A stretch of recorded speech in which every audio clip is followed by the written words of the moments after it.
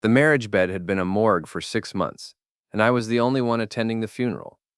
My name is David Mitchell, 48 years old, Senior Finance Manager at Midwest Industrial Solutions, 22 years married to Rebecca, and for the first 21 and a half, I thought we had something real, something worth fighting for.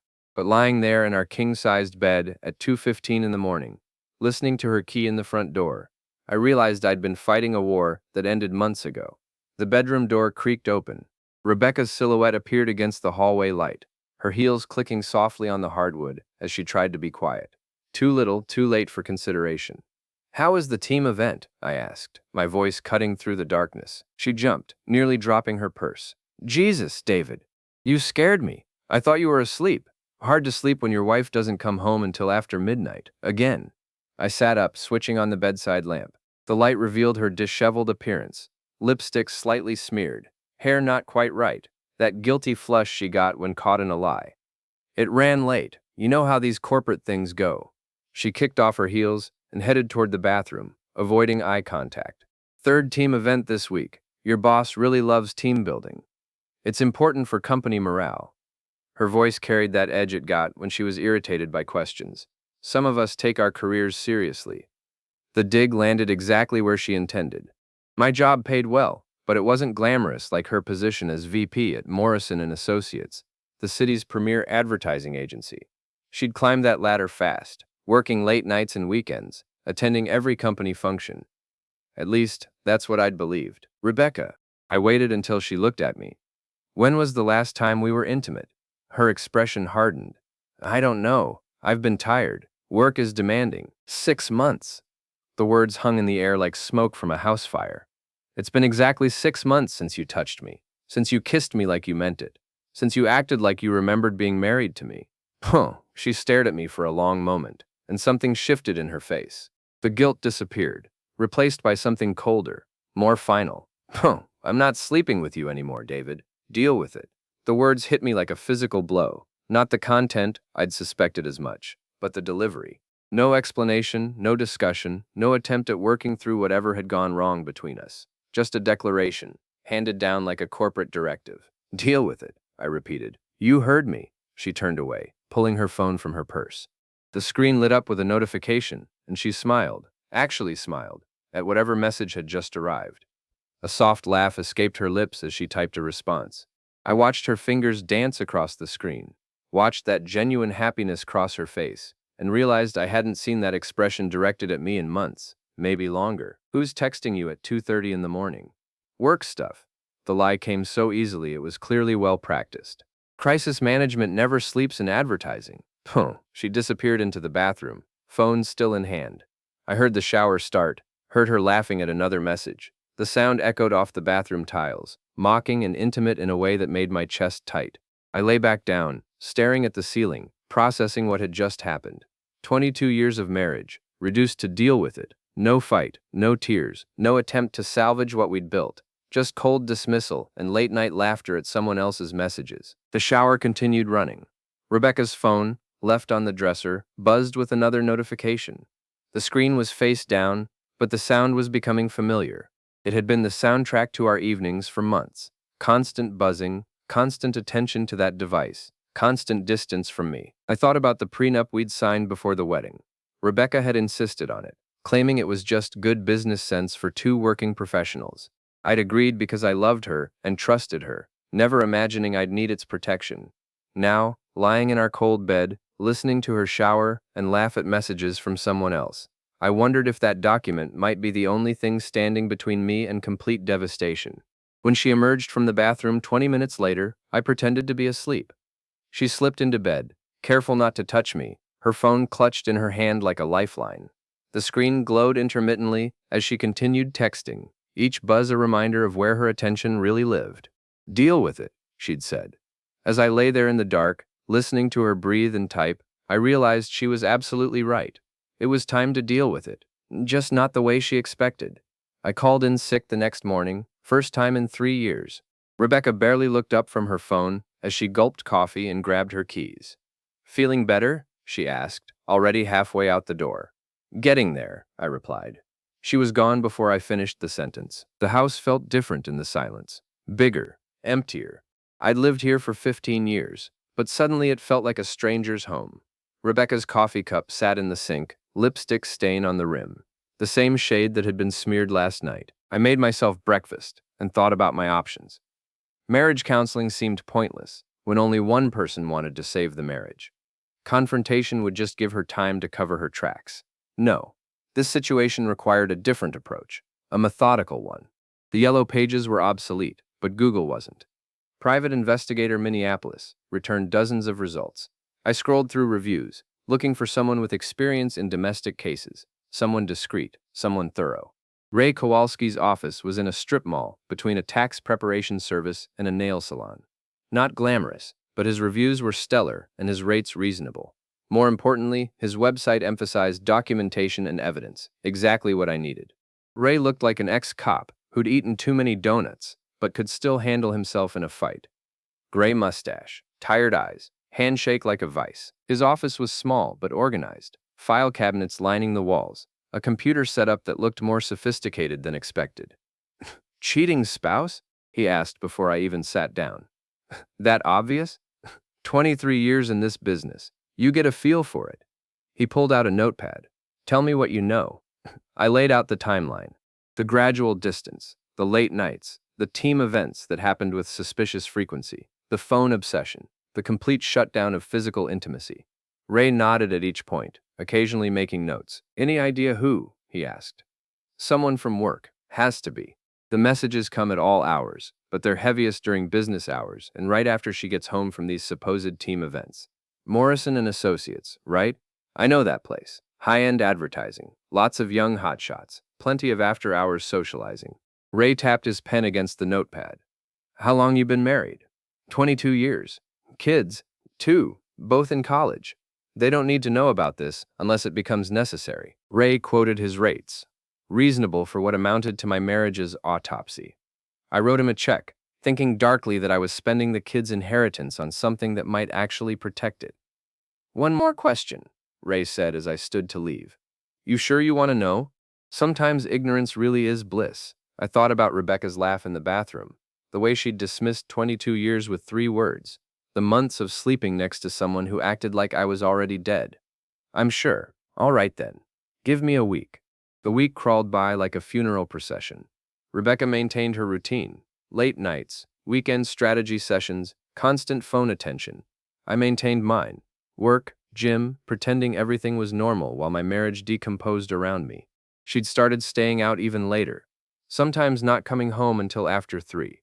When I asked about it, she'd gotten defensive. I don't interrogate you about your schedule, she snapped one morning over coffee. My schedule doesn't involve coming home at 3 in the morning. Maybe it should. Maybe if you were more ambitious, more engaged with your career, you'd understand what it takes to succeed in a competitive industry.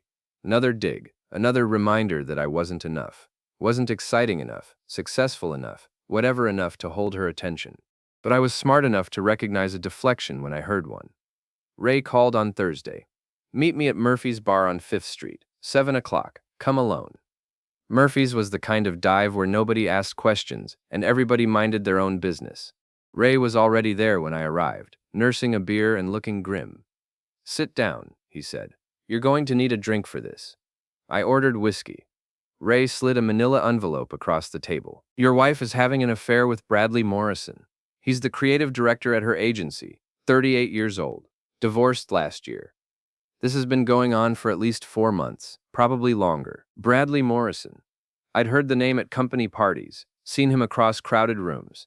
Tall, good-looking in that polished way advertising executives cultivated. Drove a BMW, wore suits that cost more than my monthly mortgage payment. How sure are you?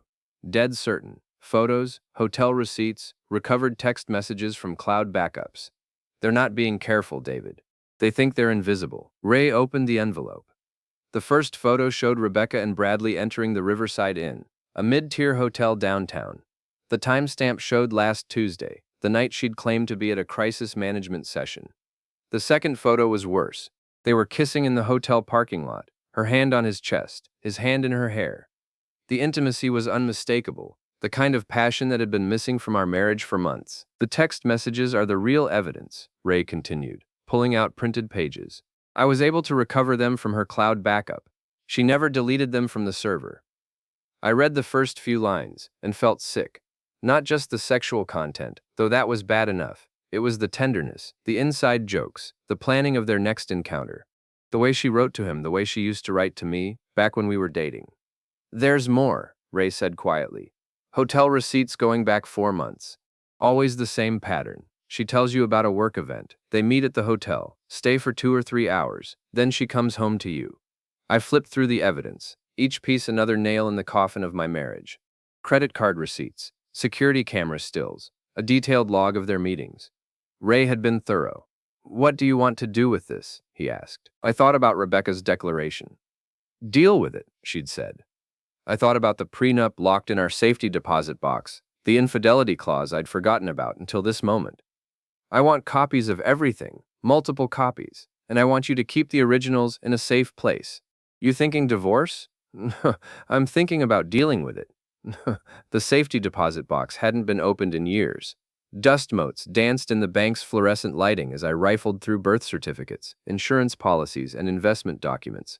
At the bottom, in a manila folder I'd forgotten existed, was our prenuptial agreement, 23 pages of legal language, drafted by Rebecca's attorney and reviewed by mine. I'd signed it without much thought, trusting that we'd never need its protection. Now I read every word, with the attention of a man whose life depended on the details, and there it was, on page 18, section 12, infidelity clause. In the event that either party engages in extramarital relations, as evidenced by documentation including but not limited to photographic evidence, electronic communications, or eyewitness testimony, said party forfeits all claims to marital assets, alimony, and spousal support. Rebecca had insisted on this clause. It protects both of us, she'd said at the time. If either of us cheats, they get nothing. It's only fair. Fair. I almost laughed at the memory. She'd been so concerned about fairness, so worried about protecting herself from a cheating husband. She'd never considered that the sword cut both ways. I made copies of the relevant pages and drove to my attorney's office. Janet Douglas had handled our real estate transactions and wills, but I knew she also practiced family law. More importantly, she was discreet and thorough. This is bulletproof, Janet said after reviewing the prenup and Ray's evidence. With this level of documentation, she has no legal recourse. The infidelity clause is clear, and the evidence is overwhelming. What's the process? We file for divorce citing adultery. We attach the evidence to the filing. Given the prenup, this should be straightforward. She gets nothing. No house, no savings, no alimony. Her affair just cost her everything. Janet's smile was sharp as a blade. When do you want to serve her? I thought about Rebecca's routine, her predictable schedule, her assumption that I was too passive to fight back. Tomorrow. She has a team meeting at 10. Serve her there. In front of her coworkers, especially in front of her coworkers, and make sure Bradley Morrison is in that meeting. Janet's smile widened. I like your style, David. That evening, Rebecca came home at her usual late hour, phone already in her hand before she cleared the doorway. She barely acknowledged me, heading straight for the shower. I listened to her laugh at messages, watched her type responses with the enthusiasm she'd once reserved for me. How was work? I asked when she emerged. Busy, always busy. She didn't look up from her phone. Big presentation tomorrow. The whole creative team will be there. Including Bradley? She glanced up, and for just a moment, I saw something flicker in her eyes. Surprise? Guilt? Then it was gone, replaced by irritation. Yes, including Bradley. He's the creative director, David. Of course he'll be at a creative presentation. Of course, I smiled. I hope it goes well. She studied my face for a moment, as if trying to read something there, then shrugged and returned to her phone. Another message, another laugh, another response typed with eager fingers. Deal with it, she'd told me. Tomorrow, she'd learn exactly how well I could deal with things. I slept better that night than I had in months. The process server arrived at Morrison & Associates at exactly 10:15, 15 minutes into Rebecca's big presentation. I knew this because I was sitting in my car across the street, watching through the floor-to-ceiling windows of their conference room. Janet had chosen her process server well. Margaret Chen was a middle-aged woman who looked like somebody's aunt, the kind of person who could walk into any office building without raising suspicion. She carried a manila envelope and wore the expression of someone delivering routine paperwork. I watched her enter the building, watched the receptionist point toward the conference room. Through the windows, I could see Rebecca at the head of the table, gesturing at a presentation screen. Bradley sat to her right, leaning back in his chair with the casual confidence of a man who thought he was untouchable. Margaret appeared in the conference room doorway. She spoke to Rebecca, who looked confused, but stepped away from her presentation. The entire team watched as Margaret handed her the envelope and spoke the required words. "You've been served." Rebecca's face went through several expressions in rapid succession. Confusion, irritation, then growing alarm as she opened the envelope. I watched her pull out the divorce papers, saw her eyes scan the first page. Then she found the highlighted section, the infidelity clause, marked in bright yellow. Her face went white. She flipped to the second page, where Janet had attached a sample of the evidence. The photo of her and Bradley kissing in the hotel parking lot was paper-clipped to the legal documents. Below it, the first page of their recovered text messages, with the most explicit passages highlighted. Rebecca's hands started shaking. Bradley, curious about the commotion, stood and walked over. He glanced at the papers over Rebecca's shoulder, and I watched his expression change from casual interest to horror. He stepped back as if the documents were radioactive. The rest of the team was staring now. Rebecca's boss, a sharp-eyed woman named Patricia Vance, approached with concern. Rebecca, in her shock, handed over the papers without thinking. Patricia's eyebrows rose as she read. She looked at Rebecca, then at Bradley, then back at the documents. Her expression hardened as the implications became clear. I started my car and drove away. I'd seen enough. My phone rang 20 minutes later. Rebecca, her voice high and tight with panic. "David, we need to talk, right now. I'm at work," I said calmly. "Unlike some people, I take my job seriously." "This is serious, David. You can't just what? Deal with it." I let the words hang in the air. "You told me to deal with it, Rebecca. I'm dealing with it." "You don't understand. The prenup, I understand perfectly. Section 12, page 18. Infidelity clause. You insisted on it, remember? Protection for both of us, you said." Silence on the line. Then, "We can work this out. We can go to counseling. We could have done those things 6 months ago. Before you decided you weren't sleeping with me anymore. Before you started your team events with Bradley." Another silence. Longer this time. "How long have you known?" she asked finally. "Long enough to document everything. Hotel receipts, text messages, photographs. Ray Kowalski is very thorough. You hired a private investigator. I hired a professional to deal with a problem professionally, just like you'd handle a crisis at work." I heard her breathing, fast and shallow. "David, please, we can fix this." "No, we can't. You made that choice months ago. You just didn't think there would be consequences."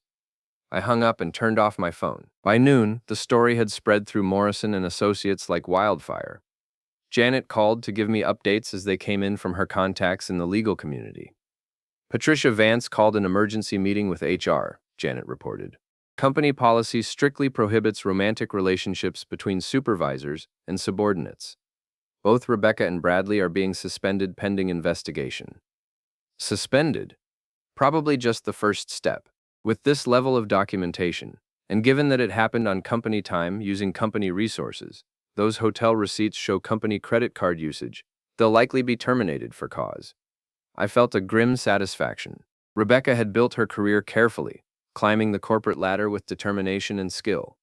Now that same ambition had become her downfall. My phone, turned back on an hour later, showed 17 missed calls from Rebecca and 6 from Bradley. I deleted them all without listening. At 2 o'clock, Ray called. "Your wife just left Morrison and Associates carrying a cardboard box. Security escorted her to the parking lot. Thought you'd want to know." "And Bradley?" "Same thing, 10 minutes earlier. Guy looked like he was going to throw up." I left work early and drove home, unsurprised to find Rebecca's car in the driveway. What did surprise me was finding the locks changed, and Rebecca sitting on the front steps, her cardboard box beside her. Margaret Chen, the process server, was waiting by her car. She handed me a manila envelope. "Restraining order," she explained. "Your attorney thought you might need it." Rebecca stood as I approached. Her eyes were red, her professional composure completely shattered. "David, please, we need to talk about this reasonably." "Reasonably?" I opened the restraining order, scanned the legal language. "You mean the way we reasonably discussed our marriage problems?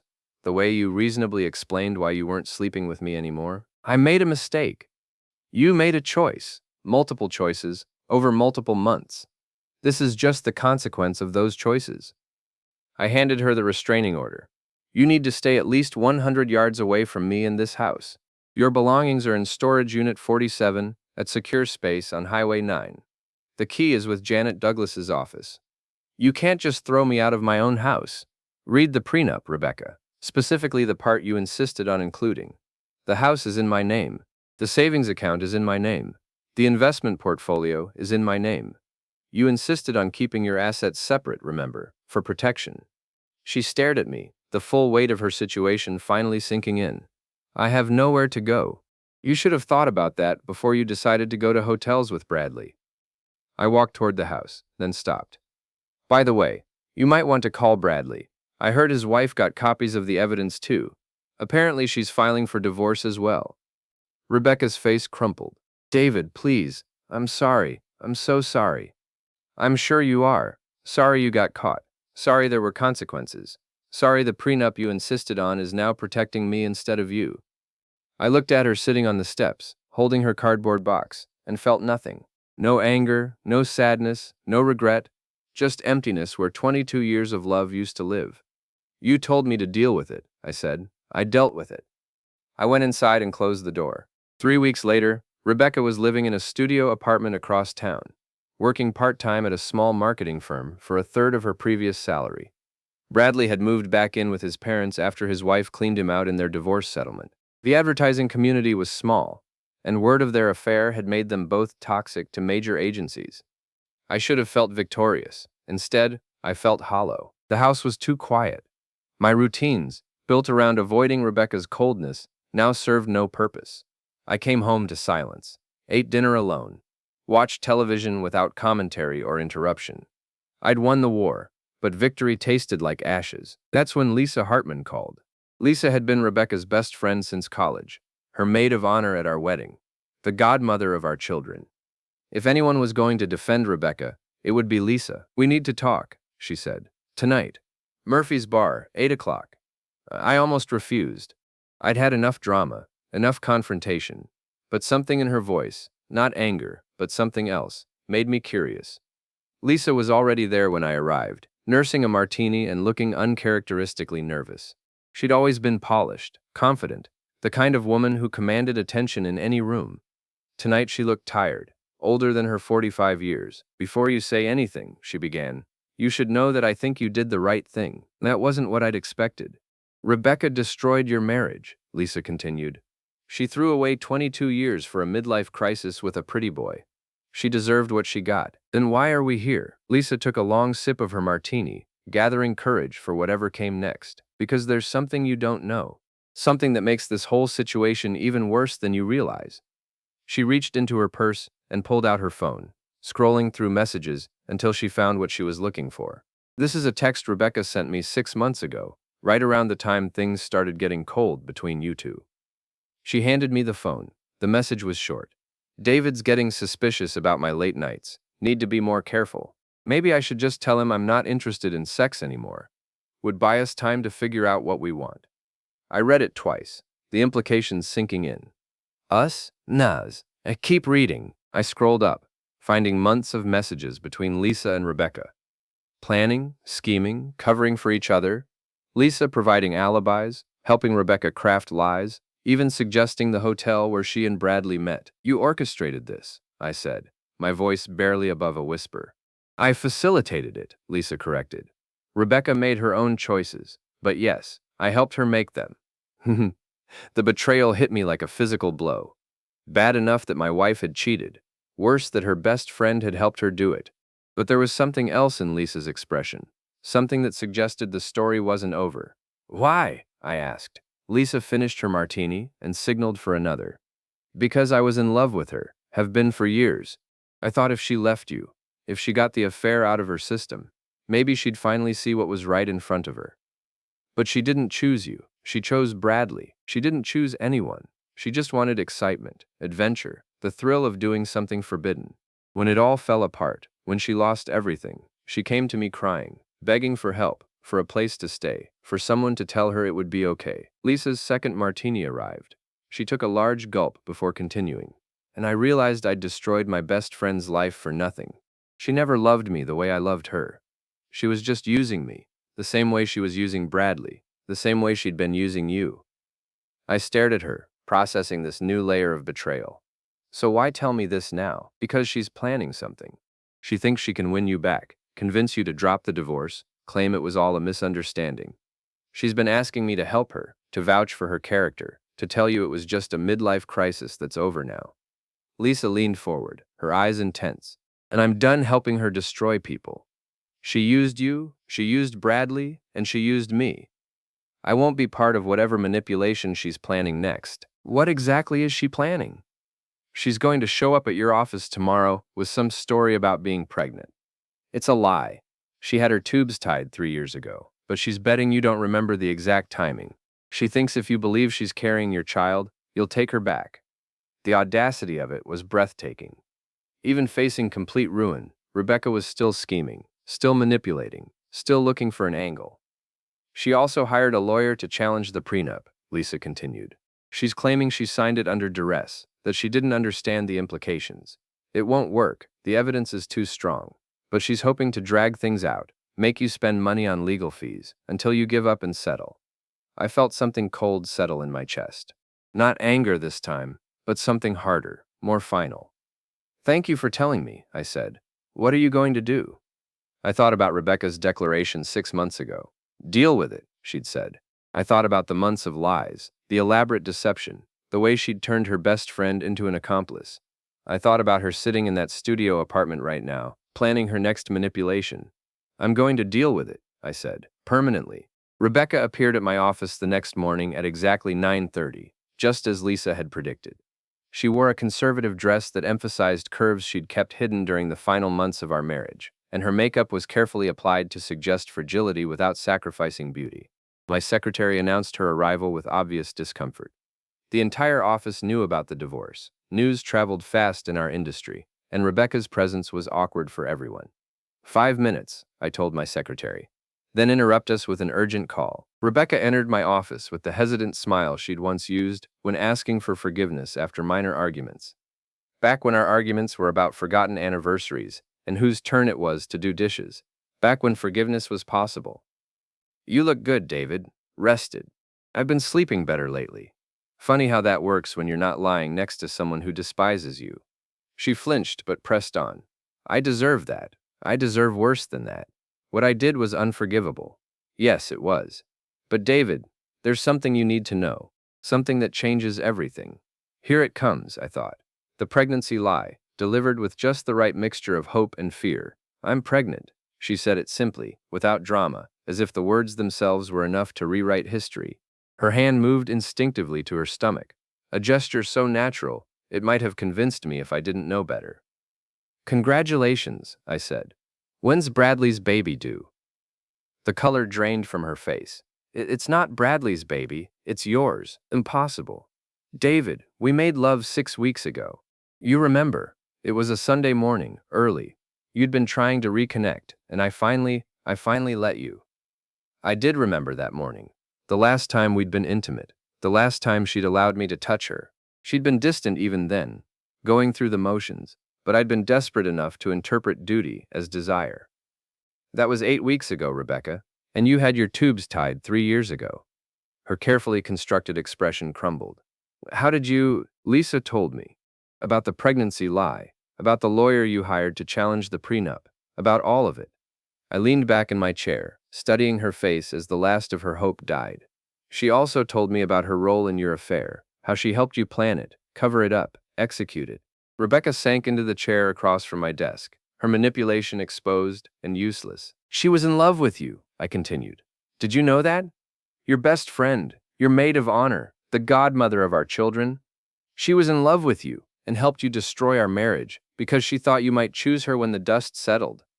David, but you didn't choose her, did you? You didn't choose Bradley either. You just chose yourself, over and over again, until there was nothing left to choose from. My secretary's voice came through the intercom. Mr. Mitchell, you have an urgent call on line 2. I'll take it, I said, then looked at Rebecca. We're done here. She stood slowly, defeat written in every line of her body. What happens now? Now you go back to your studio apartment and your part-time job and your new life. The life you chose when you decided to deal with our marriage problems by sleeping with someone else. And us? There is no us. There hasn't been for months. You made sure of that. She walked to the door, then turned back one last time. I really am sorry, David, for all of it. I know you are. Sorry you got caught. Sorry there were consequences. Sorry the prenup worked exactly the way you designed it to work. I picked up my phone, dismissing her. But mostly, you're sorry that dealing with it turned out to be something I was better at than you expected. She left without another word. I didn't take the call. Instead, I sat in my office, looking out at the city where my wife was starting over with nothing, where her lover was living with his parents, where her best friend was drowning in guilt and unrequited love. They'd all underestimated me, seen me as passive, weak, someone who would absorb betrayal without fighting back. They'd been wrong. Rebecca had declared that she wasn't sleeping with me anymore and told me to deal with it. I dealt with it by making sure she wasn't sleeping with anyone else either, at least not in the comfort and security she'd taken for granted. The prenup she'd insisted on had protected me completely. The evidence Ray gathered had made the divorce uncontestable. The infidelity clause she'd demanded had stripped her of everything she'd worked to build. She'd wanted to deal with our marriage problems by having an affair. I dealt with them by ending the marriage and her affair simultaneously. 6 months ago, lying in that cold bed, listening to her laugh at messages from another man, I'd been a victim. Today, I was free. Rebecca had taught me something valuable in those final months. Sometimes the only way to deal with a problem is to eliminate it entirely. I picked up my phone and called Janet Douglas. The prenup challenge? I asked. Withdrawn this morning. She's agreed to the original terms. It's over, David. You're officially divorced. Good, I said. Send me the final papers. I hung up and looked out my office window again. Somewhere out there, Rebecca was learning to live with the consequences of her choices. Bradley was discovering that actions have prices. Lisa was drowning in the guilt of betraying a friend for love that was never returned. And I was free to start over, older and wiser, with a clear understanding of what deal with it really meant. Sometimes it meant accepting what you couldn't change. Sometimes it meant changing what you couldn't accept. And sometimes, if you were very careful and very thorough, it meant making sure the people who hurt you learned the difference between those two things the hard way. I opened my laptop and got back to work. I had a life to rebuild, and for the first time in months, I was looking forward to it.